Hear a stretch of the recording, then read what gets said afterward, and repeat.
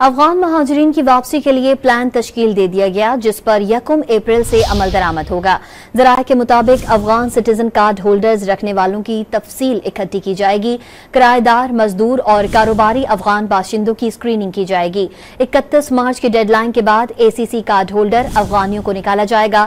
Afghan citizen card holders کی تعداد 8,80,000 ہے۔ افغان مہاجرین کی واپسی کے لیے پلان تشکیل دے دیا گیا جس پر 1 اپریل سے عمل درآمد ہوگا۔ ذرائع کے مطابق افغان سٹیزن کارڈ ہولڈرز رکھنے والوں کی تفصیل اکٹھی کی جائے گی۔ کرایہ دار، مزدور اور کاروباری افغان باشندوں کی اسکریننگ کی جائے گی۔ 31 مارچ کی ڈیڈ لائن کے بعد ACC کارڈ ہولڈر افغانیوں کو نکالا جائے گا۔ افغان سٹیزن کارڈ ہولڈرز کی تعداد 8,80,000 ہے۔ افغان مہاجرین کی واپسی کے لیے پلان تشکیل دے دیا گیا جس پر 1 اپریل سے عمل درآمد ہوگا۔